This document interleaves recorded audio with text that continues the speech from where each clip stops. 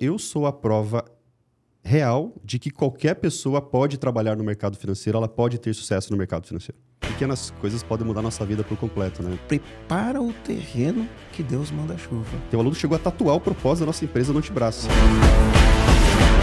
Está começando mais um podcast Empresa Autogerenciável, o podcast que vai ajudar você que é dona ou dono de uma pequena ou média empresa a acabar com o caos na sua empresa através de uma equipe autogerenciável.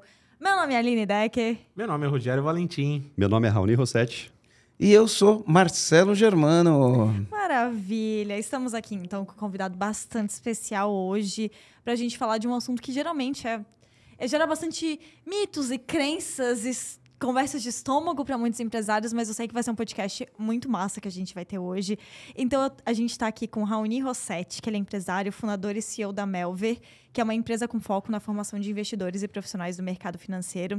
A Raoni também ele tem uma trajetória, que depois ele vai falar um pouco mais, mas uma trajetória assim de peso, porque ele já trabalhou por 11 anos, né, lá na XP Investimentos. Então, assim, tem uma história muito FODA aqui, desse jeito a gente consegue falar de uma maneira mascarada aqui algumas palavras, mas é uma história realmente fantástica que a gente vai falar bastante aqui hoje e vamos falar especialmente de como que as empresas podem arrecadar investimentos ou vender parte da empresa, mas assim, de um jeito diferente do que a gente já falou aqui. Então, Marcelo, por que você quis trazer o Raoni aqui para essa mesa? Eu já imagino por quê, né? Mas conta aí. Show de bola. Eu tive a oportunidade de conhecer o Raoni lá em casa. Ele foi em casa com o Leandro Cardoso. Que chique. E, enfim, a gente começou a bater um papo, foi desenvolvendo uma amizade. Depois ele me recebeu na casa dele. E eu fui entendendo um pouquinho da trajetória, né? Da trajetória dele até ele virar empreendedor, empresário. E um empresário que, num curto espaço de tempo, né? Da ideia para o papel, do papel para o negócio se realizar, deu menos de um ano, né? E aí ele fez o negócio, montou a empresa e dentro desse processo rápido, né? Ele, assim como foi a carreira dele, né? Porque ele foi de estagiário a C-Level, né? Virou um diretor executivo, né? No Brasil a gente chama isso de C-Level, na sigla do mundo corporativo, em 10 anos. E em 10 meses, um ano, ele saiu de uma ideia para uma empresa que parte dela foi adquirida por uma empresa bilionária, que é a Neológica. Vendeu parte da empresa dele para Neológica. Então, eu quis trazer ele aqui para os empresários entender qual que é o mindset de uma pessoa que sai de estagiário e vira C-Level, né?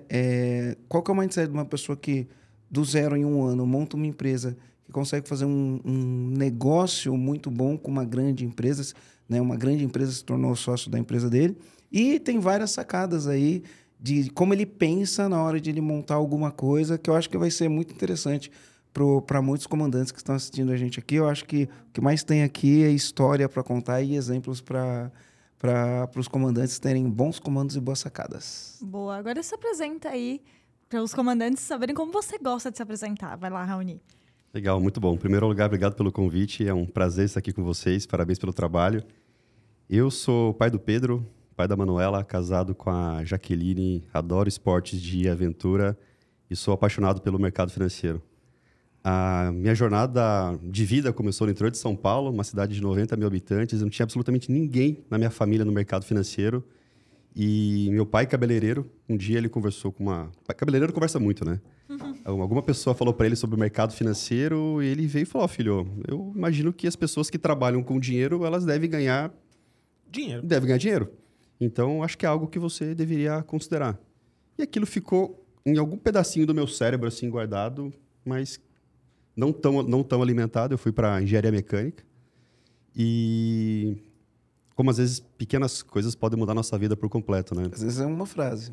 Uma frase, veja só. Eu estava fazendo um intercâmbio na Alemanha, estudando engenharia, e aí na casa de um amigo brasileiro, eu fui ao banheiro, na volta eu olhei para o computador dele, tinha um negócio ali se mexendo, ele me falou que aquilo era uma tela de negociação da Bolsa de Valores. Naquela noite eu entrei no mercado financeiro. Aquela sementinha que havia sido plantada lá atrás começou a germinar e assim... Eu super me interessei, comecei na XP como estagiário. Meu código de acesso na XP era 34. Então, eu fui o 5º contratado na história da empresa em São Paulo e até então eram 34 pessoas. né? Eu digo que foi bem... Me senti bem privilegiado, assim, de pegar uma história lá do comecinho de uma empresa que ninguém sabia. X o quê, né? X salada? O que era aquele X, né? Não, XP, uma corretora. Gosto. Ninguém sabia o que era. E, bom, ali eu trilhei a minha jornada de 11 anos, né? Começando como primeiro estagiário da história da empresa em São Paulo e encerrei meu ciclo depois de 11 anos na posição de C-Level em Nova York, tocando parte da expansão internacional da empresa. Bom, teve muita coisa nesses 11 anos aí, mas... A XP, quando ela foi para IPO, qual que é o valuation da XP hoje? Olha, as ações, elas acabaram perdendo consideravelmente valor nos últimos 12 meses, junto com toda essa indústria de fintechs. O valuation hoje está mais ou menos 50% do valor do IPO. Eu esperei o IPO, eu saí mais ou menos um mês depois do IPO. Legal. Não ia sair antes, né? Não vai sair antes. Vai perder o partnership. Ficou 11 anos para construir, não dá para jogar fora, né? Não, e foram alguns movimentos de liquidez ao longo da história da empresa, né? Teve um fundo inglês que entrou para a sociedade, chamado Actis. Depois teve um private equity, né? Private equity são aqueles fundos que fazem investimentos em empresas, chamado General Atlantic.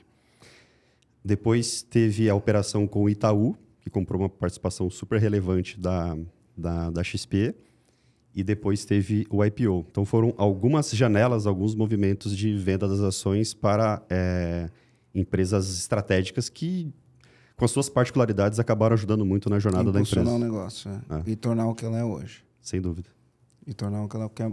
Independente de valor de mercado, ela está no Brasil inteiro espalhado com muitas ramificações, não sei quantos mil agentes autônomos. Não, segundo dados do último balanço reportado pela empresa, não vou falar o número cravado porque eu não lembro, assim, mas é algo em torno de 12.300 assessores de investimentos espalhados pelo Brasil. Então, é uma força de produtos, de relacionamento muito forte. E é interessante falar que 12 mil assessores, né, necessariamente são 12 mil pessoas, porque são empresas, né? 12 mil empresas. Não, essas são desculpa te cortar, são pessoas. São pessoas únicas. São mais ou menos 400 marcas de escritório de assessoria. Alguns têm mais de 20, 30, 40... funcionários? Não, eu digo escritórios. Então, eles têm uma matriz e mais 40, 50 cidades e escritórios menores, que ao todo somam 12.300 pessoas. Trabalhando nesses escritórios como um todo. Uau. Sem contar os assessores internos da XP. Parece muito, não parece? Parece. Sabe o que eu fico imaginando aqui? Né? Porque a gente fala assim, né? Crescer dói. E a gente entende, no ritmo de crescimento nosso, a gente entende o que é crescer dói. Mas eu penso num ritmo totalmente acelerado, igual esse que você participou. Como que é crescer qual é a loucura, né? Porque um dia você está numa sala de 50 metros, passa 6 meses você está numa sala de 500 metros, passa mais 6 meses você está numa sala de 5.000 metros. Como que é isso? Como a que vocês pergunta chega a passar 6 meses ou é tipo alguns dias, né? Me veio até um saudosismo agora, né? teve alguns anos que a gente trocou de prédio em menos de 12 meses. A primeira salinha que nós ficávamos, ela era mais ou menos 1/3 do espaço aqui do podcast. A gente não podia abrir a janela que o teto caía, que o teto era de isopor. Entrava uma corrente de ar, o teto caía. Bem nesse nível mesmo, né? Aí a nossa segunda sala, né, nosso segundo espaço, tinha uma sala de reunião. As mesas de trabalho, ela era tipo uma cozinha americana, assim, um escritório como um todo. Era igual ao nosso primeiro escritório. E nossa, então foi gostoso de ver esse passo a passo, essa quebras de, como posso falar, rescisão de contrato de aluguel pagando multa e feliz, porque deixa eu pagar essa multa feliz porque eu preciso de um espaço maior para receber mais pessoas, porque a empresa não para de crescer.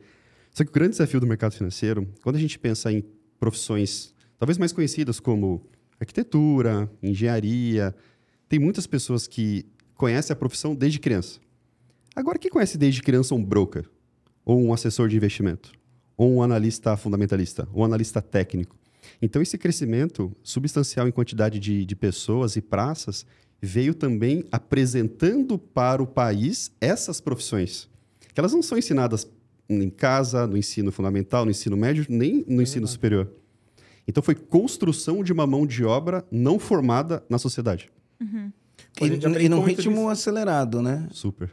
num ritmo super acelerado. Ninguém tem. A gente brincava isso, né? Ninguém nasce e durante a infância fala, meu sonho era ser disparo. A gente falava isso. A gente vai ter que formar na nossa empresa as pessoas que vão trabalhar pra gente, porque ninguém não tinha isso. Hoje as pessoas já desejam ser um assessor de investimento, porque, enfim, é um baita mercado. Mas há 10 anos atrás... Não, mas mesmo hoje, a Bolsa de Valores, ela está muito próxima agora de 6 milhões de CPFs cadastrados. Há 4 anos, mais ou menos, 4, 5 anos, não tínhamos 1 milhão. Então, a Bolsa, lá em décadas, chegou em 1 milhão, depois, em poucos anos, foi para 6 milhões. Só que a quantidade de profissionais em assessoria de investimentos não teve um crescimento muito mais tímido do que esse. E isso a gente só está falando de Bolsa de Valores. Não estamos falando de fundos de investimento, não estamos falando de várias outras modalidades de investimento, como renda fixa. Então, o mercado está crescendo graças a influenciadores digitais, graças ao marketing digital, graças à facilidade de acesso a conteúdo, dado a possibilidade de vários tipos de investimentos com um volume financeiro muito pequeno e a quantidade de novos profissionais não acompanham isso. E sem querer atropelar aqui o que a gente... A minha história, o que vocês pensaram, aí que nasceu a Melver. Eu vi essa oportunidade de o mercado crescendo, várias corretoras, bancos digitais que afloraram nos últimos anos, e a mão de obra para trabalhar nisso. Essa mão de obra nós preparamos hoje. Que legal. E como é que foi pra ti, tipo, você tendo um monte de bastante conhecimento de negócios por toda essa tua trajetória que você teve e o teu momento de montar a sua própria empresa. Como é que foi isso pra você? Eu queria só um passinho antes disso, né? Pode, claro. Eu queria só um passinho antes disso.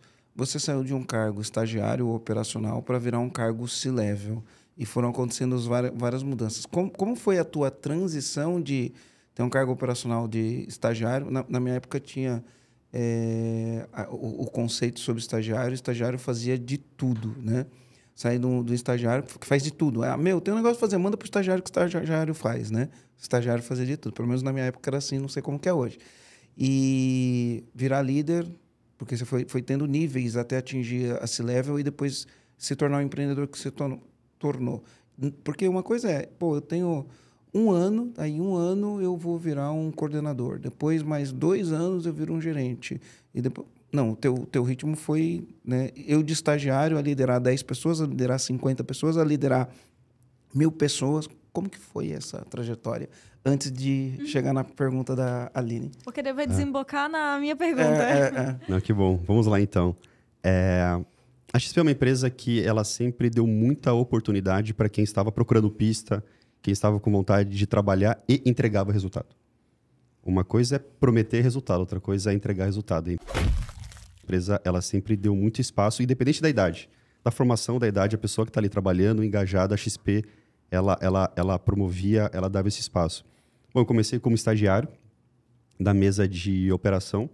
Mesa de operação é o espaço onde ficam os chamados brokers, que é o profissional que fica... Sabe aqueles filmes de bolsa de valores? Com um monte de telefone, aquela gritaria, comprando, vendendo. Eu fazia aquilo. E aí eu vi uma oportunidade de um produto que era negociado entre os grandes investidores e não era fomentado entre os assessores de investimentos, muito menos com as pessoas físicas. E eu vi aquela oportunidade, eu traduzi aquela oportunidade em um produto para a pessoa física.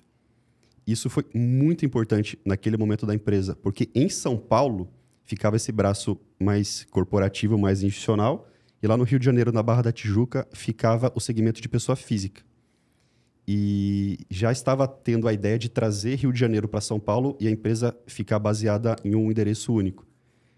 Eu era a pessoa que fazia já o elo com pessoa física, em São Paulo.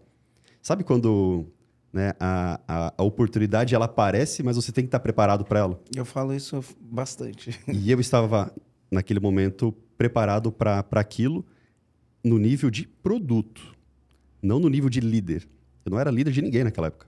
Eu era um estagiário, especialista... Ou melhor, não era mais estagiário, eu era um especialista e não liderava ninguém. E aí eu recebia o desafio de ir para o Rio de Janeiro e convencer as pessoas do Rio de Janeiro a migrarem para São Paulo, e eu já fui absorvendo algumas áreas.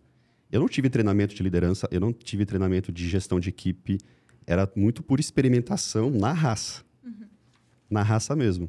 Trocar a roda com o carro andando, né? Literalmente. E uma coisa interessante que eu vejo aqui que, você empreendeu sendo funcionário da empresa, né? A gente chama isso de intraempreendedor. A pessoa está trabalhando numa empresa, enxerga uma oportunidade, cava a oportunidade, vai atrás e faz aquilo virar um negócio. Então, você já foi intraempreendedor.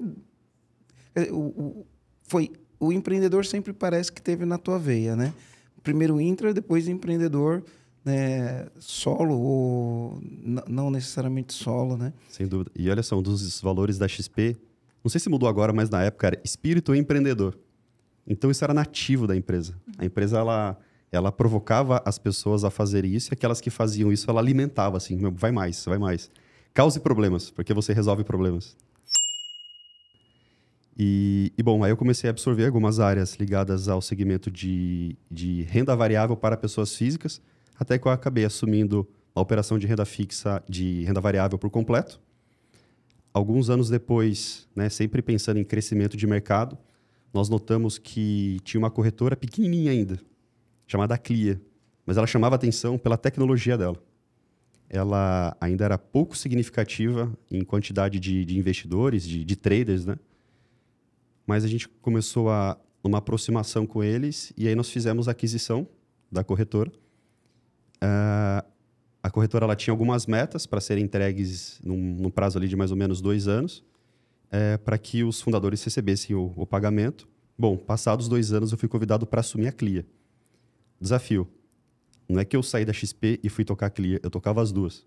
Então, como tocar ao mesmo tempo 2 corretoras que competem entre si, fazendo com que elas competissem minimamente entre si, para que fosse possível ganhar mais mercado, ocupando espaços diferentes. Como se não bastasse o desafio, mais ou menos 1 ano depois, nós compramos nosso outro concorrente, que era a corretora Rico. E eu assumi a Rico também. Então, eu tinha 3 chapéus, XP, Clear e Rico. Com a meta extremamente simples de ser entendida. Ficar em primeiro, segundo e terceiro lugar do ranking. Independente das marcas aí? Não, dependendo do... XP primeiro, né? Tinha que colocar as três marcas entre as 3 primeiras. Tinha alguns produtos que a XP praticamente dominava todos, né? Depois, em segundo lugar, por exemplo, em mini contratos, que é um produto super atraente para investidor, para traders, pessoas físicas. A Clear ficava em segundo, Rico em terceiro. Aí, na negociação de ações, a Rico ficava em segundo, a Clear em terceiro. Mas, no final, as 3 posições tinham que ficar ocupadas por nós. E interessante, né? Imagina, bolar uma estratégia de marketing para as 3 marcas, estratégia de produtos para as 3 marcas. E foi uma baita de uma escola. Uau, eu fico imaginando aqui o quanto você teve que fazer de terapia para lidar com toda essa pressão aí. Eu fui para 5 vezes no hospital. Não me orgulho disso. Mas... Não, porque a gente que está no dia a dia no campo de batalha, a gente sabe que não é... Porque, olha a história, né? Parece que foi uma coisa assim, 1000 maravilhas, né? Foi burnout? Mas a gente tem que lidar com a pressão, com o burnout, tem que lidar com um monte de gente, tem que lidar com o desgaste, com a frustração, né? Como foi isso daí? Eu não sei se foi burnout, mas eu sempre fui muito focado. Então, quando eu estava estudando para o vestibular, por exemplo, eu não queria passar no vestibular. Eu queria passar na FUVEST com mais de 80%, fazendo a prova em menos de 1 hora. Então, já tinha meta, hein? Então, eu sempre gostei de metas, assim, queria ser o melhor aluno da turma. Qual foi o lado desgastante disso? Muitas vezes eu ia muito para a meta e eu esquecia das outras áreas relevantes da nossa vida, como saúde, espiritualidade, esporte, hobbies, amizades. Então, por muito tempo na XP, qual que foi o meu foco? A minha carreira, ganhar dinheiro. Por exemplo, hoje eu sou um cara magro, mas eu estou 15 quilos, quase 15 quilos a mais do que quando eu saí da XP. Então, e é culpa da XP? Culpa do mercado financeiro? Não. Era a forma com a qual eu lidava com as coisas. Só que por 5 vezes eu fui parar no hospital e a penúltima vez eu fiz meu testamento no WhatsApp, sendo preparado para o centro cirúrgico, que eles iam tirar o meu intestino porque eu havia achado um corpo estranho dentro da minha barriga. Ô, louco.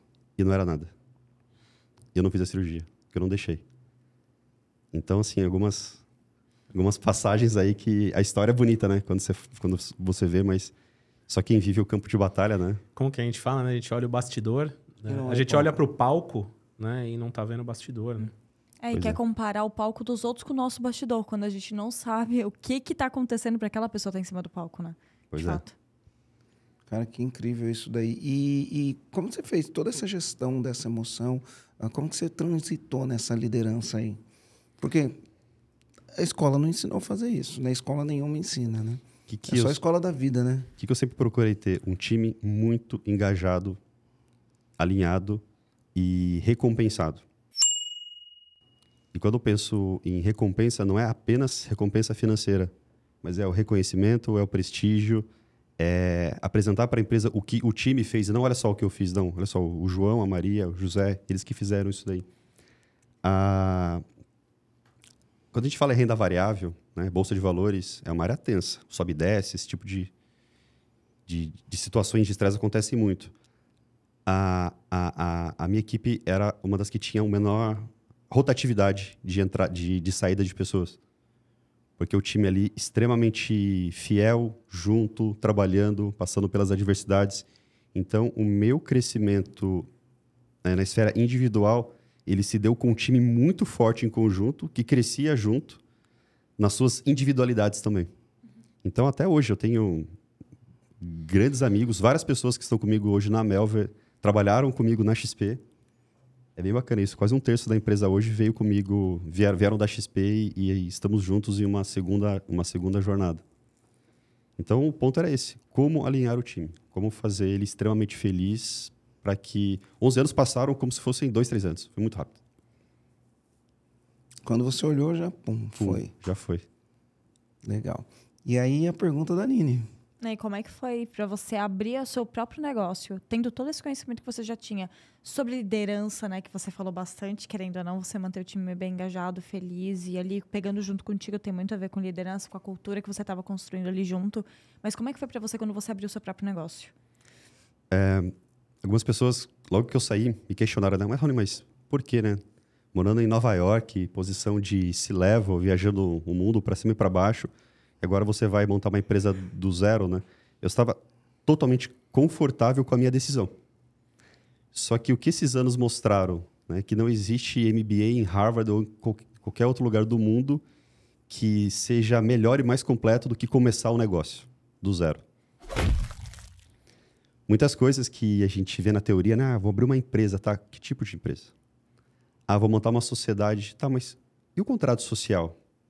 Como que ele vai ser? O que você vai escrever lá dentro? Legal ter sócios, mas como escolher um sócio? Como tirar um sócio que não está indo bem? Como trazer uma pessoa que você gosta e depois você ter que dar um feedback ruim para ela? Onde montar a empresa?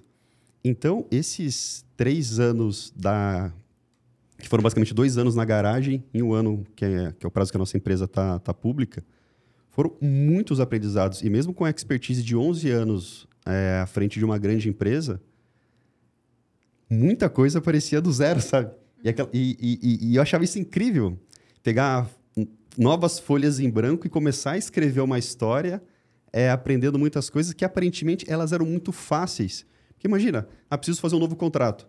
A área jurídica da XP, você poderia elaborar o contrato para mim? E o contrato vinha perfeito. E eu não tinha mais a área jurídica da XP.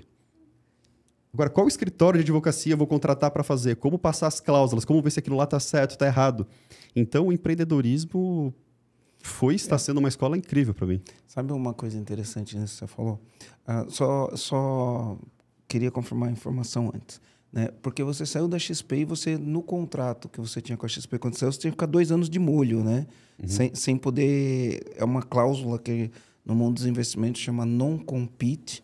Então, você não pode sair e montar uma empresa para competir de acordo com o contrato com outra empresa. Você ficou 2 anos de molho passando por tudo isso. Tem que ter uma paciência, né? 2 anos... Quando você está esperando 2 anos, parece que demora 10. Quando você está trabalhando na pauleira, 10 anos parece que foi 2, né? O tempo ele é muito relativo de acordo com o que você está vivendo. Então, você teve que esperar isso daí e montar o teu negócio. Uma coisa que eu percebo é assim, ó, muitas pessoas, às vezes, estão numa empresa e eles estão participando de alguma coisa que a empresa dá estrutura. Então, a empresa deu uma estrutura, a empresa tem o RH que contrata, tem o jurídico que formula todos os contratos, tem o compras que monta a mesa, que arruma o espaço, que faz tudo, né? Você está participando da construção, né? Mas as pessoas acham que elas estão construindo. Aí sai e vai fazer o próprio.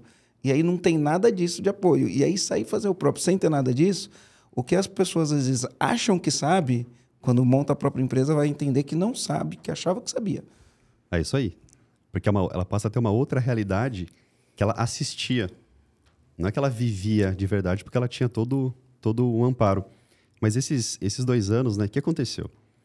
Logo que eu saí da XP, a minha ideia era por um ano, não era fazer um período sabático, era fazer um ano de estudo. Então, eu ia para o Vale do Silício, eu ia para a China, eu ia para Israel. E aí o que aconteceu? Israel é demais. É demais, né? Mas aí, o que aconteceu logo que eu saí da XP? Pandemia. Então, aquelas 350 pessoas que estavam no meu time, aquela gritaria, aquela confusão o tempo todo, e aquelas viagens que não iam ter. E aí, de repente, eu fiquei trancado dentro de casa. É uma pessoa que sempre fui muito comunicativo, sempre transitando em reuniões, viajando para cima e para baixo, de repente, dentro de casa. E aí eu pensei, bom, não vou esperar mais um ano para começar a montar a empresa. Aí eu chamei 3 pessoas para uma pizza lá em casa. Né? Não falei o que era, falei, vem comer uma pizza aqui em casa. Aí fui lá, peguei a pizza, coloquei uma folha em branco em cima da mesa. Falei, bom, eu tenho um sonho. Meu sonho é mais ou menos esse daqui. Quem quer escrever essa história comigo? Naquela pizza começou a nascer a empresa. E aí foi, tá bom, legal, vamos. E aí, o que a gente faz agora, né? Você ficou um ano estudando, né? Não fiquei, eu ia ficar. Ah, Esse você era ia o ficar, plano. esse era o plano. Porque Aí chegou a pandemia. Chegou a pandemia, eu comecei a empresa. Sabe uma coisa, quando eu fui na tua casa, eu coloquei minha meta de ler 15 livros esse ano. 15 nesse ano, né? E aí eu fui na tua casa, e aí eu sei que a tua esposa, acho que ela já leu 15 livros no primeiro mês do ano, né? Meu Deus, É, eu como acho que foi assim? alguma Não é bem coisa por aí, assim. mas ela leu muito. Nossa, a minha mãe, ela é nesse nível, eu nunca entendi. Eu não consigo... eu dei uma forçada aqui, mas ela já deve ter lido os Caraca. 15 livros no ano dela, a gente tá no mês de abril ainda. Eu tava comemorando que esse ano eu li 5 já, meu. 3 meses, tô devagar. É que os livros, vejam só, como é uma forma super eficiente da gente aprender. Você está pensando em escrever seu livro ou ainda não? Eu tô pensando, já faz 2 anos, ainda não escrevi. Então, vamos lá, você está pensando há 2 anos. Você tem quantos anos de história trabalhando? Eu tenho, trabalhando, eu vou fazer 50, comecei com 13, 37. 37 anos. Imagina como vai ser super valoroso para mim ler o seu livro, porque no seu livro vão ter 37 anos de experiência. E se eu devorar o seu livro em 1 ou 2 semanas, em 2 semanas, eu trouxe muito do que você construiu em 37 anos. Então, quando eu pego um livro, o que eu olho para o livro? Eu falo, meu Deus, tem muitos anos aqui. O que eu posso absorver disso? E assim eu vou trazendo vários tijolinhos e vou desviando de uma série de buracos que eu não preciso pisar, porque alguém já pisou, escreveu ali numa página e eu posso absorver ou não aquilo. Então não é só questão de ler o livro, é de ler o livro com atenção, tentando colocar em prática o que for relevante. Por isso que eu gosto muito de ler. Que massa. Qual a tua meta de livros por ano? Você não tem essa Não, meta? esse ano eu devo ler um livro por mês. Um por mês. Tá bom, assim, frente a... A Jaque tá lendo em que ritmo? A Jaque está com um novo grande desafio na empresa. Ela assumiu o RH. Então, ela está estudando muito algumas questões de RH. Por exemplo, hoje ela está num evento de RH. Ela deve ler esse ano uns 20 livros. Uns 20 livros. Ao todo no ano. Caramba. Baita ritmo. E eu tenho uma Basicamente. pergunta aqui, até quando você abriu, naquela noite da pizza, vou pegar a noite da pizza Da ali, pizza. que você botou a folha em branco em cima da mesa com aquelas 3 pessoas na sua frente. Naquele momento, tu já visualizava que você venderia parte da tua empresa? Já. Conta um pouquinho disso. Como é que era essa visão? Eu montei uma empresa para ser vendida. Não que eu iria vendê-la, mas porque eu montei ela para ser vendida. Quando vem um potencial comprador para uma empresa, o que ele vai querer olhar? Ele vai querer olhar o produto, ele vai querer olhar a tecnologia, no nosso caso, vai querer olhar para o RH, vai querer olhar o jurídico, a contabilidade, O NPS. vários indicadores, como NPS, quantidade de usuários, Governança. etc., governança. Então, o que eu pensei? E se eu nascer preocupado, não com todas as coisas ao mesmo tempo, senão a empresa nasceria super burocrática, mas e se eu nascer preocupado com assuntos que são muito relevantes para investidores? Assim eu saberei quais são os pontos críticos. Sabendo quais são os pontos críticos, a minha empresa ela vai nascendo madura com o passar do tempo. E foi assim que nós trabalhamos e continuamos trabalhando. Se eu ia vender a empresa ou não estava preocupado com isso. Eu imagino que quem monta um negócio pensando em vender, gente fica olhando tanto para a linha de chegada que esquece da jornada. Só que essa organização no tempo nos trouxe muita maturidade e segurança para dar os passos que nós demos. E aí, em cerca de 6 meses do lançamento oficial da empresa, já iniciamos uma conversa com a Nelogica, que acabou comprando 15% das nossas ações.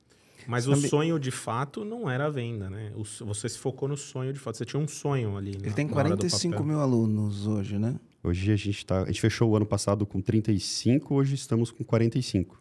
O sonho, de fato, não era a venda, né? Qual que é o nosso sonho, né? Pode parecer romantismo, mas não é não. Eu venho de uma família classe média, do interior de São Paulo, e o mercado financeiro me abriu muitas portas. Financeiras, de amizades, de relacionamento, de aprendizado. Então, eu sou a prova real de que qualquer pessoa pode trabalhar no mercado financeiro, ela pode ter sucesso no mercado financeiro.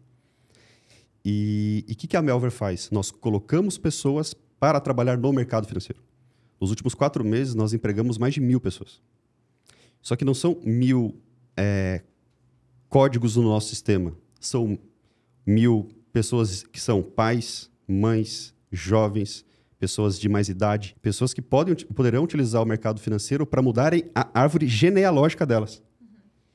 Isso é algo que eu olho para o meu filho Pedro, para minha filha Manuela, e falo, eles vão ter muito orgulho do que eu e a minha esposa, junto com os nossos sócios, estamos fazendo. Essa é a Melver. Esse é o nosso espírito. E, obviamente, que por trás disso, por ser um negócio, existe uma questão financeira, existe uma questão societária. Só que isso vem em segundo plano. Por isso que eu não fico pensando em vender a empresa ou não vender a empresa. Isso acaba acontecendo. Eu diria que a gente tem muitos alunos que eles se tornaram verdadeiros fãs. Tem um aluno que chegou a tatuar o propósito da nossa empresa no antebraço, assim, coisa que até a gente até ficou assustado assim, quando ele fez isso. Mas é algo que mostra todo esse cuidado e esse zelo. A gente montou uma área na empresa, uma área chamada Encantamento. O foco da área é só pensar em encantamento. E é uma área que transita por todas as outras áreas. Então, ela pode puxar a orelha de tecnologia, de atendimento, de marketing. E sempre o foco é como encantar o nosso aluno cada vez mais. Porque o nosso maior ativo são os alunos que participam de toda a jornada que a gente cria. E aí, comandante, estou aproveitando aqui que a gente está no podcast para falar uma coisa muito interessante. Se você está vendo no YouTube, se você está ouvindo a gente no Spotify, eu queria dar uma notícia excelente, né? E a notícia excelente é, o podcast Empresa Autogerenciável, ele está concorrendo no prêmio IBEST. O prêmio IBEST é uma premiação que mostra as pessoas que utilizam de uma maneira ou de outra o meio digital para se conectar com outras pessoas, e a gente está concorrendo no prêmio em 2 categorias. A gente está concorrendo na categoria podcast, e você sabe que o nosso podcast está sempre entre os top 10 podcasts de negócios do Brasil no Spotify. Então a gente está concorrendo na categoria podcast, e a gente também está concorrendo na categoria economia e negócios, nas 2 categorias. E o que acontece nesse prêmio? Esse prêmio é uma votação, que você vota. E ele tem uma fase que vai até maio, e a gente, nessa fase que tem até maio, tem que estar entre os 20 melhores votados. Se a gente passar entre os 20 melhores votados, a gente vai para a segunda fase, e na segunda fase eles vão escolher os top 10, e no final do ano vai ter uma premiação. Então, o que eu queria falar para você? Aproveitando que você está ouvindo o podcast, a gente vai deixar o link aqui para você votar nas 2 categorias, para você votar na categoria Economia e Negócios, para você votar na categoria Podcast, porque a gente produz esse podcast para você com muito carinho, e vai ser muito legal receber o seu voto. E o mais legal de tudo é que você pode votar mais que uma vez durante esse período. Então, você pode votar hoje, você pode votar amanhã, você pode votar depois de amanhã. Você só pode votar uma vez por dia, mas você pode votar mais de uma vez. Então, conto aí com você, depois dá uma olhada. Se você estiver assistindo isso aqui, ou no YouTube, ou ouvindo em qualquer player de podcast, vou falar para você, faz o seguinte agora, aperta o pause, olha a descrição ou no Spotify, ou no YouTube, ou em qualquer player que você estiver ouvindo, vai ter um link, clica no link, faz o voto e depois continua ouvindo seu podcast. É isso aí, comandante. Valeu. Deixa eu falar uma coisa do que você falou aqui pra gente, ele faz parte da nossa narrativa, né? A gente tem uma narrativa aqui, não é que faz parte da nossa narrativa, mas faz parte das coisas que a gente acredita. E eu percebi isso no que você falou aqui. Então, a gente fala assim, a empresa que chega na maturidade, ela começa a agir maduro desde o começo. ela vai passar por todas as fases igual às outras empresas. Uma empresa começa a maturidade, não é a empresa que tem tudo desde o começo. É que ela começa agindo de uma maneira madura desde o começo. Ela vai passar pela infância, pela adolescência e vai se tornar uma empresa madura. E eu sempre falo, a melhor hora para você começar a agir como uma empresa madura foi quando você começou, né? E se você não age ainda igual uma empresa madura, a segunda melhor hora para você agir como uma empresa madura é agora, né? Então, eu percebi isso na história que você contou. Então, você começou pequenininho, você não tinha toda a estrutura, mas você começou a agir de uma maneira que é como uma empresa madura. No teu caso, você não usou o nome madura, né? Mas como uma empresa que é negociada, age, né? Independente de qualquer coisa. E isso tem muito a ver, se a gente for um pouquinho mais para o autoconhecimento, né? A gente fala que para a gente atingir os resultados que a gente quer, a gente fala assim, quem eu preciso me tornar?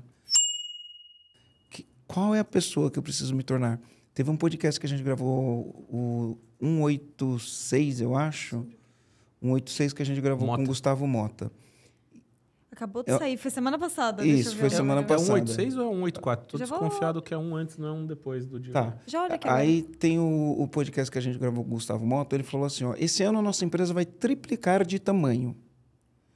E as pessoas que estão aqui não são as pessoas que vão estar aqui no final do ano. Aí ele falou, a gente precisa ter uma questão... É o episódio uma questão, 186, para quem ficar curioso aí, é 186. É uma questão de humildade, né? Por que a gente não triplicou ainda? Porque a gente não sabe como fazer. Porque se a gente soubesse, a gente já teria feito. Aí ele falou que pode até ser o mesmo CPF, Isso. mas não serão as mesmas pessoas. Aí ele falou, tem que ser o mesmo CPF. Pode ser, não é que vai ser. Pode ser o mesmo CPF, mas não são as mesmas pessoas. Isso mostra o quanto a gente tem que evoluir ao longo do caminho. Se a gente entra um ano e termina o ano igual como pessoa, não como CPF, a gente não vai evoluir. Se você entra o ano e você evolui, é outra pessoa, você se torna outra pessoa. Sem dúvida. Essa questão da evolução, da infância, juventude, trazendo alguns números para vocês. O nosso capital social, o dinheiro que a empresa nasceu, foi com R$150 mil. O que eu fiz? Eu separei o Raoni pessoa física da pessoa jurídica. Eu falei, elas são entidades completamente apartadas. O Raoni tem a estrutura financeira dele, né? Minha, da minha esposa, e a empresa, ela tem R$150 mil. Poderia ter colocado alguns milhões de reais nela? Poderia, só que eu não quis. Por quê? Para que a empresa nascesse com cabeça de escassez, de zelo pelo dinheiro. A nossa estrutura audiovisual... Eu não usaria a palavra escassez, é restrição de recursos. Restrição de recursos, ótimo. A nossa produção audiovisual na época, sabe o que era? Uma GoPro. Com uma GoPro, a gente faturou quase R$3 milhões fazendo um videozinho, que era assim, ó, tinha um tripé, ligava a GoPro, eu ia lá, fazia os primeiros vídeos, depois voltava lá, pum, apertava o botão, e olha que incrível. Esse curso em especial é uma mentoria chamada Alta Performance e Produtividade. A gente regravou ela por completo. Os nossos primeiros alunos, eles falaram, Raoni, foi a pior coisa que você fez foi ter regravado ela. Porque ela perdeu a essência do começo da empresa, que era uma GoPro, com o sol na sua cara, com sombra tudo ali acontecendo. Hoje a gente possui, acho que mais de, um valor altíssimo de câmeras e tudo mais. Mas isso foi sendo construído com o tempo. Eu vejo muita empresa queimando caixa e vai atrás de investidor, de dívida, coloca aquele monte de dinheiro, faz aqueles PowerPoints lindos, aquelas projeções fantásticas, só que com pouquíssima entrega. A forma que nós trabalhamos é aquela forma. Comecei jovem, ganhei dinheiro, ganhei expertise, dei um próximo passo, depois eu fui lá, dei um outro passo, e assim nós fomos crescendo. Até do valor que nós recebemos para a venda da Analógica, todo esse valor ele entrou para o caixa da empresa. Nós não gastamos um centavo, até agora. Não que nós não vamos gastar ou estamos investindo esse dinheiro, é que não está precisando. Porque é sempre essa cabeça de ganhe dinheiro de forma saudável e cresça. Primeiro ganha, depois cresce. Ganha, cresce. Podia crescer mais rápido? Não sei, mas essa é a forma saudável que eu acredito que eu deva tocar o negócio. Que legal. Eu quero esse curso de alta performance e produtividade aí. Depois manda ele pra gente. Libera. Eu quero da GoPro. Eu quero da GoPro. Eu quero da GoPro. Mas sabe o que você falou? É interessante. A gente tem a frase do Cortella, né? Capricho. Você fazer o melhor que você pode na condição que você tem. Então, enquanto tem condição de fazer melhor ainda. Estava fazendo uma mentoria ontem falando sobre podcast. E aí eu falei, você tem que fazer rápido, né? A gente tem os nossos princípios aqui, que é a humildade, a curiosidade, capricho e velocidade. A gente começou a gravar o podcast, logo veio a pandemia. E aí, quando a gente começou a gravar o podcast, a gente não tinha toda essa estrutura que a gente tem aqui. Nem de longe. Acho que a gente gravava com aqueles microfonezinhos aqui, né? Não, a gente gravou com... os microfones, quando a gente começou, já tinha. Porque a gente comprou, mas os primeiros vídeos era com lapela ou com Rode, aquele direcional que ali. Direcionava. E celular. A gente gravou com celular e daí tinha uma Canon, que depois a gente comprou uma Sony. Que era uma Canon minha, né? Era uma Canon. Não era da empresa. Nem era muito boa, porque ela esquentava e desligava. Tipo, Vocês não sabem, ela é maravilhosa. É a Canon que a gente usa na Luma até hoje. A gente reformou ela lá na Luma e ela funciona. Maravilhosa. A gente ressuscitou um monte de equipamento ainda. E aí, quando veio a pandemia, o que a gente fez? Zoom. Gravava no Zoom. Uhum. A gente não parou. Não parou. E gravar no Zoom não é uma webcam. Gravar no Zoom é gravar com a câmera do notebook. Com microfone e a gente não parou. iPhone, aqueles microfones normal, né, que a gente usou. Mas era o melhor que a gente tinha. Tu ia fazer uma pergunta, Rô? Não, é que... Isso é o seu ponto. E é gostoso, né? Olhar para trás. E uma vez me falaram, né? Não, Rony, o crescimento você vai olhar para trás e ter vergonha do que você fez. Falei, não, vergonha nada. Eu tenho orgulho danado. Uhum. Aqueles vídeos lá, de fato, né? Foi um lapso, assim, a gente ter regravado aquela mentoria. Não deveria ter regravado ela. Né? Porque nós somos o que nós vivemos e construímos. Então, essa câmera aí vai virar um objeto de milhões de reais para estar aqui com vocês, né? Que legal. Não, o que eu queria comentar aqui, que você... falou, né? É o que eu acredito, o que eu faço, né? E às vezes a gente tá aqui no dia a dia, as pessoas vêm perguntar pra gente, mas aí qual que é o certo, né? E eu sempre dou a mesma resposta, olha, não tem um jeito certo. Você tem que acreditar no modelo e seguir no modelo e consistência no modelo. Porque não tem um jeito certo. O mercado fala, queima dinheiro, põe um monte de coisa pra dentro, deixa pra ganhar dinheiro depois. Eu não sei se isso é errado ou não. É o que você falou aí, É uma né? forma, né? A sua forma é a forma que você acredita e você fez tudo o que tem que ser feito dentro deste modelo para fazer esse modelo funcionar. Mas eu vejo que o mercado, falando de fusão e aquisição, o mercado ele mudou muito desde a pandemia. Bom, eu falei que quando eu saí da XP, eu ia tirar um ano para estudar. Eu consegui fazer 2 viagens. A primeira eu fui para Buenos Aires, só para ficar ali com a minha esposa e meu filho. Minha filha ainda não tinha nascido. Voltei, fiquei uma semana e meia no Brasil, e aí eu fui para São Francisco, no Vale do Silício. Bom, o que eu vi lá no Vale do Silício naquela época pré-pandemia? Lá na China o negócio já estava meio estranho, mas ninguém estava vendo. Eu fui jantar com alguns gestores de fundos de Venture Capital. Né? Venture Capital são os fundos que investem em empresas que ainda estão numa fase inicial e que possuem grandes riscos, mas ao mesmo tempo grandes potenciais se elas forem dar certo. E aí, conversando com eles, o que eles me contavam? Não, a gente olha aqui para potencial de usuários e não tem problema gastar dinheiro, o importante é crescer, porque uma hora a conta fecha. É porque tem uma metodologia, tem um livro que chama Blitzscaling, né?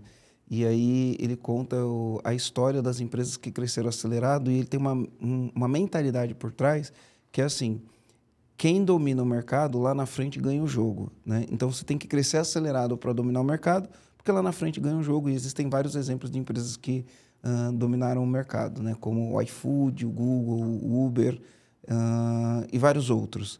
Mas eu acho que esta mentalidade ela não serve para todo mundo. Pois é, e ela mudou muito pós-pandemia. Com muitas empresas que cresceram assim, a gente estava num mercado, falando lá de taxa de juros nos Estados Unidos. Taxa de juros muito baixa.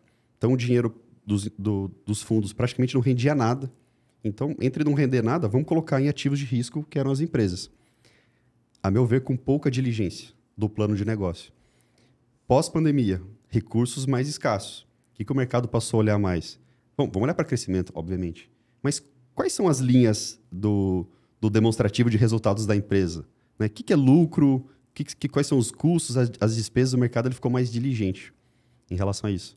E aí, até a forma de precificação das empresas ela mudou muito. Mesmo no nosso caso, uma empresa com 6 meses, quando nós começamos a negociação lá do M&A, eu falei, gente, eu não estou preocupado com o lucro líquido nesse primeiro momento. Eu não quero dar prejuízo. Mas eu estou focado aqui em crescer. Porque se eu focar em dar muito lucro agora, eu não cresço. Mas, ao mesmo tempo, eu não quero queimar caixa. Então, foi assim que foi o nosso ano passado. Demos lucro. Não foi tão relevante, porque não era para ter sido relevante. Se tivesse sido muito relevante, eu estaria incomodado, porque não era essa estratégia. E aí, esse ano, a gente está escalando muito mais com caixa. Dinheiro é o rei Faturamento é vaidade, lucro é sanidade, caixa é rei e a gestão disso é rainha. É o que a gente fala aqui. Repete, por favor. Faturamento é vaidade, lucro é sanidade, caixa é rei e a gestão é a rainha. Perfeito, adorei. Vou copiar.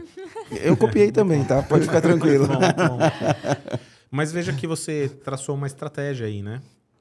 E isso é o que a gente chama de tese.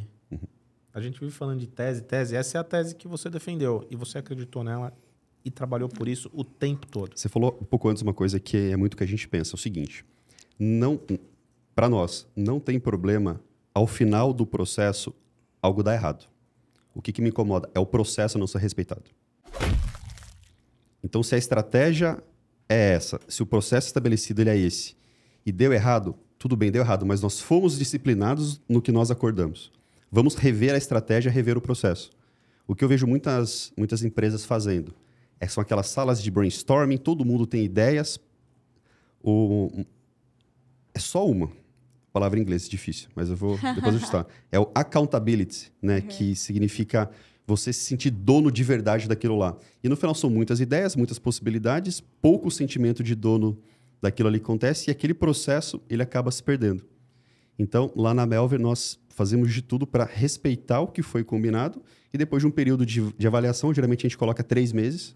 3 meses de respeito a um processo, nós avaliamos. Continua, refina alguma coisinha ou joga fora e começa de novo. Mas é importante dar esse tempo de maturidade de algo que foi definido. Senão, a emoção ela acaba atrapalhando muito a gestão do negócio. E aí, comandante, desculpa interromper você nesse episódio que vai te ajudar muito, tenho certeza disso, mas é que eu tenho uma missão muito importante. Qual que é a minha missão? Essa missão é eu conhecer mais quem é você que está ouvindo a gente aqui no podcast. A gente tem pessoas de todos os cargos da empresa que escutam o nosso podcast, que se beneficiam do nosso podcast, e a gente quer te conhecer mais para que a gente possa entregar o melhor podcast que a gente pode fazer. E para isso, eu vou pedir para você dedicar no máximo, 5, no máximo 10 minutinhos, tá? Da sua vida, que para você vai ser só 10 minutinhos e para nós vai ser algo muito importante. Então, você vai preencher esse formulário que tá aqui na descrição, tá? Vou pedir para você preencher esse formulário. E você vai ter a possibilidade também de deixar uma sugestão de que assuntos que a gente poderia falar aqui no podcast que vai ajudar a sua empresa também. Então, a gente quer te ouvir, quer te conhecer e esses teus 5, 10 minutinhos vão ser muito valiosos pra gente aqui no EAG mesmo. Tá certo? Tô contando com você, então. E agora, pode continuar aqui nesse episódio, que ele vai te ajudar bastante aqui no podcast. Mais uma vez, desculpa aqui a interrupção, mas agora a gente continua com o conteúdo, hein? Beijão. Eu vou mudar um pouquinho o viés aqui do que a gente tá falando, que uma das coisas que a gente conversou bastante foi que você vendeu parte da sua empresa. Você não vendeu ela toda, foi parte, né? Você vendeu 15%, né? Como é que foi esse processo de vender parte? Porque a gente escuta muitas pessoas que, quando traz investidor e tal, ou vende tudo, enfim, são processos, são histórias um pouco diferentes. Como é que foi esse processo e o que acontece quando você vende parte da empresa? O que muda? Você continuou sendo CEO? Você mudou um pouco o teu papel? Como é que foi esse processo? Primeiro que nós escolhemos a Nelogica. E a Nelogica nos escolheu. Bom. Então, foi um namoro ali que aconteceu. Antes da Nelogica, outros 3 grandes nomes do mercado financeiro vieram até nós. Um deles querendo comprar 100% da empresa, mesmo ela ainda no começo. Por que nós fizemos a operação, entrando na tua pergunta? Uhum. Era por caixa? Não. Acabei de falar que nós não usamos 1 centavo do caixa. Precisava de caixa? Caixa é bom. É sempre bom ter, dá segurança, nos dá a oportunidade de abrir outras linhas de negócio, que nós vamos abrir mais 2 ou 3 linhas esse ano ainda. Mas foi um alinhamento cultural, um alinhamento estratégico e um nome muito sério, dando autoridade para a gente. Uhum. Porque assim, eu trilhei uma carreira na XP, foram 11 anos. Além desses 11 anos, que isso vale. vale um selo ali de qualidade e autoridade. Pegar uma outra empresa que vale múltiplos bilhões de reais. Há poucos anos, a Nelogica ela fez um M&A, essa notícia é pública. Aí o mercado ele veio e falou, opa, peraí, o Raoni, que tem uma empresa chamada Melver, e agora tem o selo da Nelogica. Isso fortalece ainda mais a marca. Tem um ativo intangível, né? O ativo tangível foi o valor que vocês fecharam a negociação. Perfeito. Né? Que está no caixa. O ativo intangível é o que isso traz para as pessoas que vêm. A percepção de valor de quem está de fora.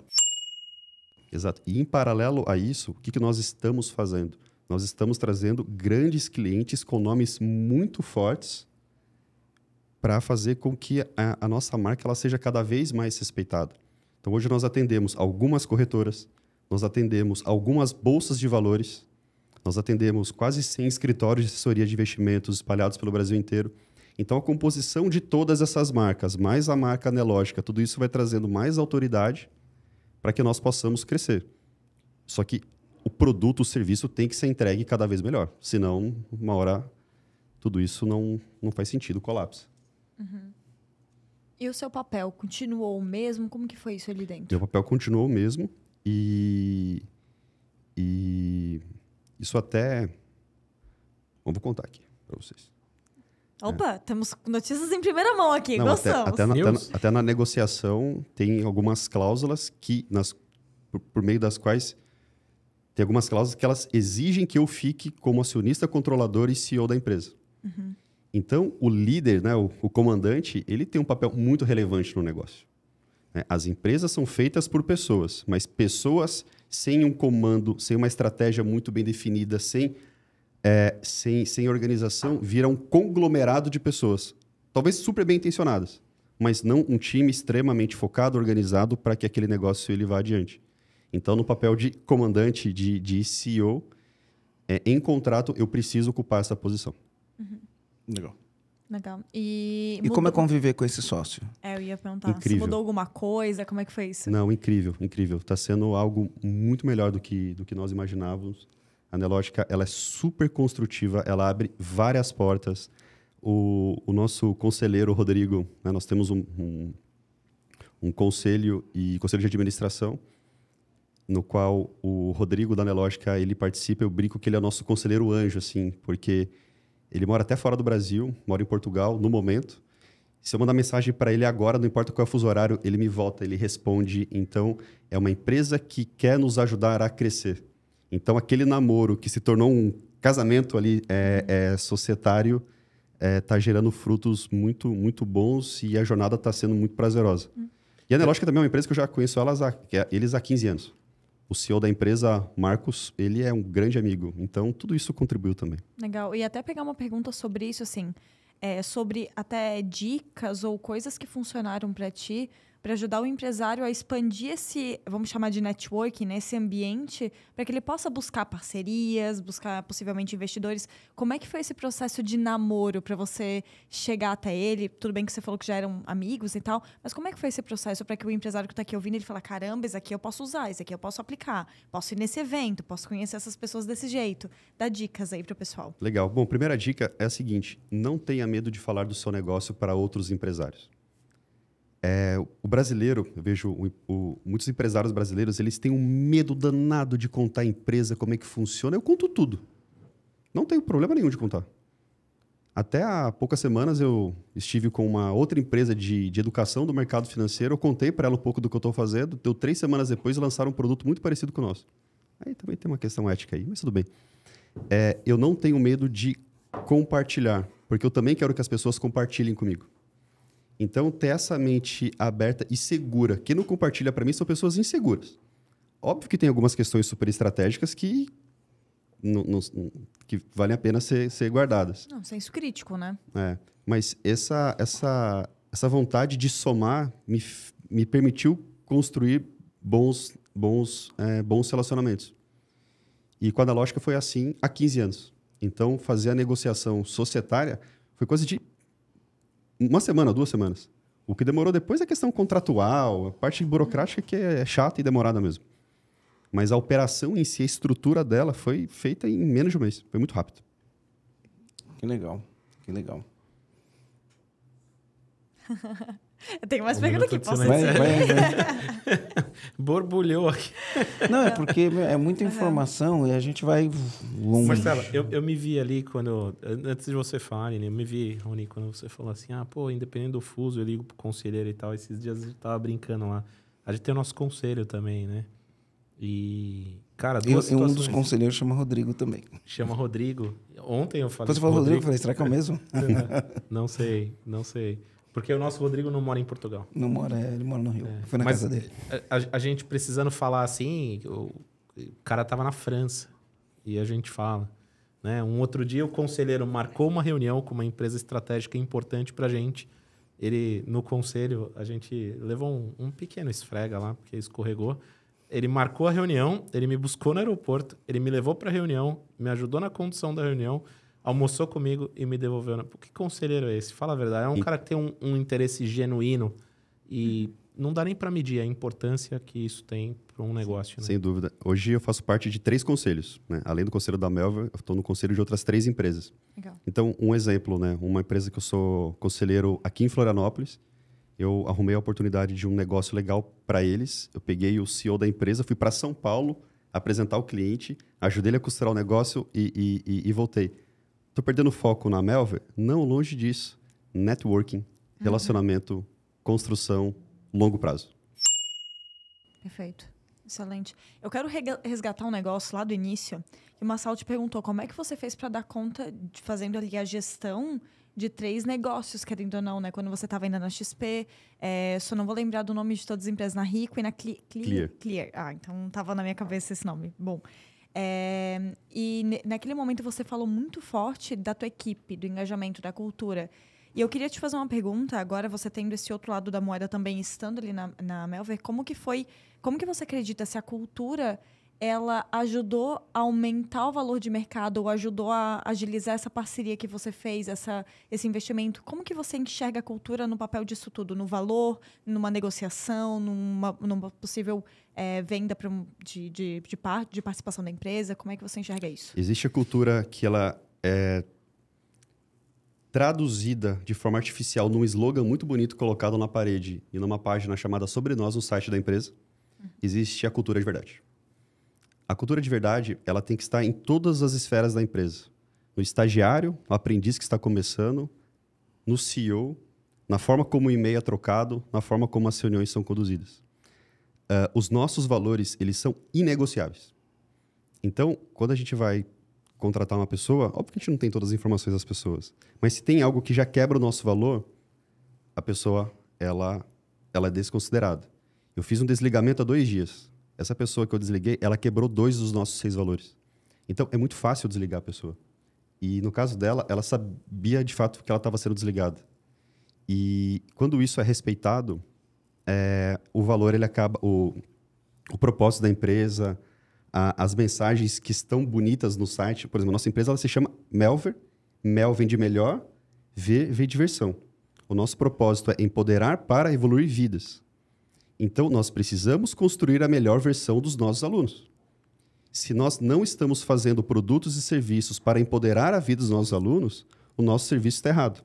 Se nós não estamos empoderando a vida das pessoas que trabalham com a gente, nós já estamos empoderados do aluno. Tem que empoderar dentro de casa. Coerência, né? Então, por exemplo, a gente tem até um modelo de sociedade. Mais ou menos... Nós estamos em 36 pessoas hoje, mais ou menos umas 10, 11 pessoas são acionistas da empresa. Então, é algo que a gente acredita, que ao fazer isso, eu também estou empoderando as pessoas que estão empurrando a marca para cima. Isso tem que ser vivo, verdadeiro e inegociável. E você acredita que isso impacta no... Agora, falando de um lado mais prático, assim, valor da empresa. Essa cultura impacta no valor da empresa? Totalmente. Por quê? Porque a gente cria um exército de pessoas extremamente alinhadas, que eles vão entrar no campo de batalha, e aí uma frase que eu falo muito... Eles vão fazer o que precisa ser feito. E fazer o que precisa ser feito dói. Muitas vezes dói. Poxa, tem dia que é cansativo trabalhar até 10 da noite num sábado. E o pessoal está lá trabalhando. Na Sexta-feira Santa, ministramos um curso. Tinha lá umas 5, 6 pessoas comigo da empresa. No feriado, eles estavam lá. E eu só precisava que uma pessoa fosse lá comigo. As outras, elas foram porque elas entenderam que elas precisavam fazer aquilo. É um desafio fazer isso conforme a empresa cresce? É. Só que se um trabalho de base não é feito desde o comecinho, isso não se perpetua no tempo com a empresa. Então, isso ajuda, assim, a empresa a valer mais, ajuda a empresa a faturar mais, ajuda a empresa a contratar melhor, ajuda a empresa a demitir mais rápido e ajuda a empresa a corrigir rotas que eventualmente podem se perder aí no caminho. Aline, deixa eu ajudar com o que você falou. É uma percepção que eu tenho hoje, né? Porque às vezes você aprende uma coisa num determinado momento da tua vida, ou você lê um livro, ou você assiste um filme, e você tem uns insights. Você leu esse mesmo livro, assistiu esse mesmo filme. Daqui 2 anos, os insights e as percepções são diferentes. E uma das coisas que eu aprendi lá atrás, né? Inclusive, eu uso muito isso como conteúdo, é que quando a gente olha a peça financeira da empresa, então a gente tem o balanço patrimonial, a gente tem o DRE, que é o demonstrativo de resultado de exercício, e a gente tem o DFC, que é o demonstrativo de fluxo de caixa. E uma das coisas que eu aprendi, naquela época que eu aprendi, eu vi isso só sobre um ponto de vista de número. Tem coisas que eu falo que hoje a percepção das coisas que eu falo mudou. Então, ó, balanço patrimonial, ele é uma foto no tempo, estático. Lucro, o DRE, demonstrativo de resultado de exercício, que ele dá lucro. Ele é um filme, ele conta a história de como a empresa atingiu o lucro ou o prejuízo. Ele conta uma história, ele é um filme, ele não é uma foto. Ele fala, nesse mês, ele conta a história do que aconteceu, né? Só que ele é uma teoria, né? O lucro é uma teoria, porque você pode ter lucro, né, e quebrar tendo lucro. E aí você tem uma outra peça, que é o DFC, que também é um filme, também conta uma história, ele conta a história de como o dinheiro entrou e saiu no caixa, né? E ele é fato, porque aquele número que tem ali no caixa é o que tem no caixa. Você pode ter um monte de lucro, mas pode não ter dinheiro no caixa. Por isso que tem empresas que têm lucro e quebra, e tem empresas que às vezes não tem lucro e não quebra, né? Por conta disso.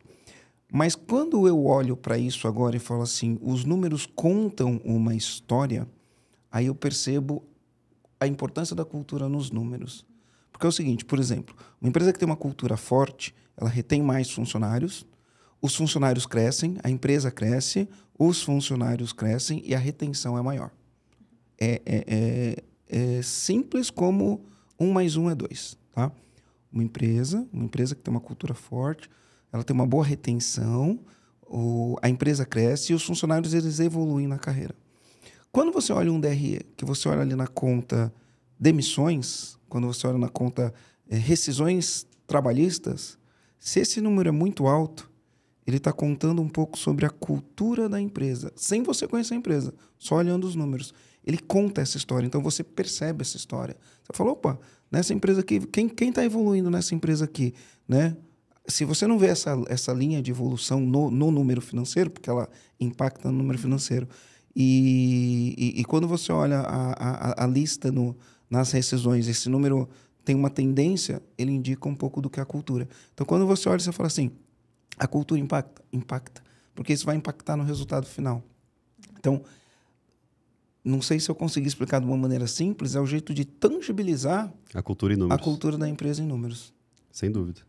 É um ponto de vista levar para os números, né? Mas talvez entre até para um outro lado, que é, por que alguém investiria numa empresa que as pessoas estão lá desmotivadas, que as pessoas não vão fazer o que tem que ser feito, né? Porque imagino que a empresa que está investindo, ela vai fazer uma investigação.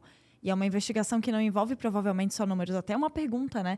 Que tipo de investigação foi feita na tua empresa para eles falarem assim, legal, quero fazer essa parceria, quero fazer essa negociação. Como é que foi isso? A investigação, né, o processo de investigação é chamado de due diligence. Uhum.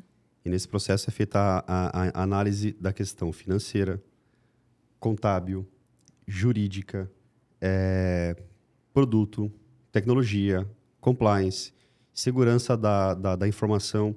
Então, são várias NPS, né? A satisfação do cliente. Vários detalhes, como o INPS, como o TAM, né? Que é o TAM, né? Que em inglês é Total Addressable Market, que é o mercado total potencial daquele negócio. Legal. Porque se o investidor, se ele está de olho em comprar uma empresa, ele está de olho no crescimento dessa empresa.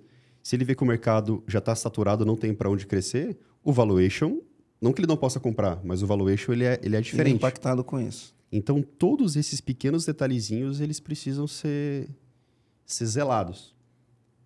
E eu já conheço alguns amigos que eles tiveram a oportunidade de fazer uma fusão, uma aquisição, um M&A, né?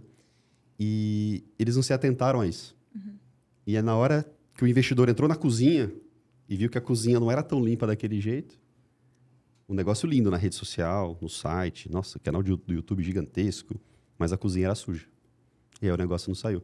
Então, o que você colocou, Marcelo, é brilhante. Assim, não é a empresa que mais fatura, não necessariamente é a empresa que mais vale. Legal. Show. Aline? Bom, tem aqui outra pergunta que eu acho que essa talvez seja uma pergunta meio pílula mágica, mas eu acho que não. Acho que dá para pegar a tua linha de raciocínio, que é: o que você acredita que fez com que a Melver ela atingisse esse marco de crescimento tão rápido? Né? Porque foi um crescimento rápido, não digo que foi rápido porque você tem uma trajetória, né? Toda a tua experiência, mas assim, desde que você abriu a empresa para o momento que ela está hoje, para o resultado que ela está tendo, o time que ela tem hoje, inclusive essa parceria forte que você fez, né? Essa fusão, né, que você fez. É uma fusão, na verdade? Como que é o termo uma fusão. certo? M&A, é uma fusão mesmo, Merger né? and Acquisition, que significa fusão. Sim, Quando duas fusão e empresas... aquisição. Aham. E o detalhe, que talvez a gente possa ter passado despercebido, que tudo isso aconteceu o quê? Em um ano e um mês? Até hoje? Desde quando você abriu até hoje? Até hoje. Hoje a empresa tem 13 meses. 13 meses. 14 meses, desculpa. 14 meses no ar. Ou a negociação do valor saiu em 6 meses. A assinatura saiu em 9 meses. Perfeito. Então, essa é justamente a pergunta. O que você acha que foi um fator determinante pela velocidade de crescimento dessa fusão? Como é que você enxerga? O que você acha que foi determinante? Nós encontramos uma dor. Essa dor tinha uma ferida. Nós pegamos essa ferida, escancaramos essa ferida e trouxemos o curativo. Agora traduz isso. Bonito. Traduz na prática. Qual que era a dor? Carência de mão de obra qualificada no mercado financeiro. Qual que era a ferida? As instituições financeiras brigando muito entre si, uma arrancando o profissional da outra. Era rouba-monte. Rouba-monte. Qual que foi o curativo para aquilo? Uma metodologia com começo, meio e fim para trazer pessoas que não eram do mercado financeiro e colocarem ela no mercado financeiro. Legal. Então, foi isso que nós identificamos. E também não adianta identificar uma dor, identificar qual que é a ferida dessa dor e não ter a solução. O nosso valuation ele veio da solução que a gente implementou. Simplificando, isso é encontrar um problema que tem muita gente disposta a pagar para resolver isso. Né? Então, encontra um problema, resolve o problema e entrega para quem tem o problema. Né? Resumindo, é isso. É isso aí. Que legal. Você falou de uma forma muito mais prática, daquela romantizada e você... Não, mas assim, a gente romantiza também porque tem várias linguagens, né? Tem gente que aprende de maneiras diferentes. Então é bom a gente também se comunicar de maneiras diferentes. Deixa eu te perguntar uma coisa. Se os comandantes aqui que estiverem ouvindo, talvez sejam pessoas até de segmentos semelhantes, ou que se beneficiariam da própria Melver, ou que gostariam de trocar uma ideia com você, independente do motivo, como que essas pessoas fazem para te achar? Legal. Bom, eu sou super usuário do meu Instagram. É Rossetti Raoni. Então, com 2 S e 2 T's, né? 2 S, 2 T's, é Raoni com Y, né? Então, Raoni é R-A-O-N-Y. O Instagram ele acaba sendo um canal mais fluido e rápido, mas o meu LinkedIn também é um segundo canal que o pessoal pode. E, obviamente, convidar os comandantes e as comandantes a conhecer o nosso site, né? Que é www.melver.com.br. Vai ser um prazer agregar para os seguidores de vocês um pouquinho aí do que a gente vive e está vivendo. Legal. E, Rony, agora tem Agora tem um momento que é muito fatídico, assim, porque a gente conversou sobre muitas coisas. Mas de tudo isso que a gente conversou, se você fosse deixar, assim, ó, um comando, aquela única coisa que o comandante que está ouvindo, o comando seria assim, ó, aquela única coisa que ele... Cara, faz isso agora. Qual que seria esse comando que você deixaria para esse comandante? Faça o que precisa ser feito. Criança faz o que quer. Adulto faz o que é preciso. Ué? Essa eu tenho escutado, eu tenho conversado bastante comigo mesma sobre essa frase, inclusive. E tu, Rogério, qual que é o teu comando? Cara, se prepare para a oportunidade, porque quando ela chegar, você vai estar pronto para ela. É isso aí. Marcelo. Não tem problema se no final do processo der errado. O que tem problema é não seguir o processo. Essa foi boa para mim. O meu comando, ele vai ser um pouquinho mais, talvez, meio abstrato. Mas teve umas coisas que tu falou que eu fui percebendo que desde a tua infância você teve sinais. E eu acho que o universo o tempo todo... Quando eu falo universo, significa absolutamente tudo. Pessoas que você conhece, as oportunidades, os trabalhos, enfim, que você vive. Estão sempre te dando sinais do caminho que você deve seguir. Oportunidades, coisas desse tipo. Então, o que eu diria é, ajeita essa anteninha, bota um bombril na tua anteninha, ali na tua parabólica... E porque tem um monte de sinais aí acontecendo. Esse podcast talvez seja um muito especial também, enfim. Mas esteja atento às oportunidades ou sinais que o mundo vai entregando. Porque tem muita informação. E a gente tem que estar aqui atento para pegar essas informações. Então, esse seria o meu comando. Aline, você falou desse comando, né? Depois que eu fui para Israel, eu comecei a me dedicar a algumas coisas um pouco mais espirituais. Então, eu tô assistindo aquelas séries da Bíblia que tem no streaming, né? Assisti a de José do Egito. E aí eu estava assistindo, eu falei, pô, você tem uma trilogia gospel que são 3 filmes. São 3 filmes que falam sobre a espiritualidade, sobre o cristianismo, né? Que é... O primeiro filme é Prova de Fogo, o segundo... Eu não sei qual que é a ordem, né? Mas são esses 3 filmes. Prova de Fogo, Desafio de Gigantes e A Virada. Então, eu me coloquei para ver esses daí 3. A Virada, ele não tem no streaming. Eu vou ter que comprar em DVD. Ainda bem que eu tô com o DVD do Rogério lá em casa, porque nem DVD eu tenho mais. Pois é. Né? Ninguém tem DVD. Coisa Quem antiga, tem DVD, Eu né? ia falar, cara, Eu tenho, que tem de errado? O que é isso, né? Eu peguei o do Rogério. E, então, eu tenho o filme A Virada. E esse final de semana eu estava assistindo Desafiando Gigantes. E o filme, inclusive, comandante, recomendo que você assista esse filme. O filme, ele traz o sinal, porque o cara pede um sinal e o sinal aparece. E aí ele tem uma mensagem muito interessante, que ele fala assim, ó... Enfim, a pessoa estava na situação difícil lá dentro da profissão dele, né? E ele falou assim, tá todo mundo esperando a chuva, né? Mas não prepara o terreno. E aí a mensagem que vem é, cara, prepara o terreno que Deus manda a chuva, né? Mas se o terreno não estiver preparado, não adianta nada, vai alagar o teu terreno. Sim. Né? Então, bem no comando do Rogério, mas assim, prepara o terreno que Deus manda a chuva. Sim. E até tem uma coisa, ainda dentro desse viés, que eu vejo muito isso, na terapia eu converso muito com isso com a minha terapeuta, né? Porque ela fala, cara, tudo que a gente faz, a gente está mandando uma informação. Então, quanto mais a gente faz uma coisa, mais daquilo, vamos chamar o universo, ou seja lá o que você acredita, ele fala assim, legal, Marcelo tá fazendo isso, eu vou mandar mais disso dele, porque se ele escolheu fazer isso, é porque ele tá querendo mais disso para a vida dele. Então, é a gente tomar muito cuidado em fazer o que é preciso, porque às vezes a gente faz o que a gente quer, e aí, na hora que volta, porque o universo fala assim, legal, ele tá fazendo isso é porque ele quer, então eu vou mandar mais disso. Só que não é aquilo que ele precisa, não é aquilo que tem que ser feito de fato. Então, a gente tá muito atento com os nossos passos, com as nossas escolhas, com as oportunidades que a gente tá abraçando. Então, enfim, @minha terapeuta, que ela tá sempre presente aqui em tudo que eu faço. Mas é isso. Show de bola, hein? Raoni, queria agradecer por você ter aceitado o convite de estar aqui na mesa hoje com a gente. Eu acho que foi um papo bem legal. E olha também, quantas assim, anotações, ó. Olha né? só. Eu vou anotando palavrinhas, assim, que depois vão me lembrando de coisas, mas obrigada mesmo por ter vindo aqui e compartilhado um pouco de toda a tua experiência que você tem, que ela é de peso mesmo aqui com os comandantes. Obrigada, tá? Legal. Eu que agradeço.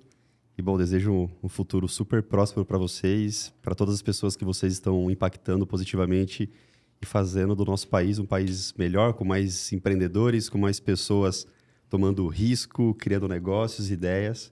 Parabéns. É isso. E daqui a uns 2 anos eu quero trazer você de volta para ver, né? Porque a gente tá contando uma história de 13 meses, depois eu quero contar uma história de longo prazo, de 36 meses. Eu acho que vai ser um monstro, a Melver. Vai ser uma loucura, né? Se com 13 meses a gente tá contando essa história. Imagina com 50 meses, né? Combinado. Show de bola, então. É isso aí, Show. galera. Valeu, Raoni. Valeu, Obrigado, gente. obrigado. Valeu, fui.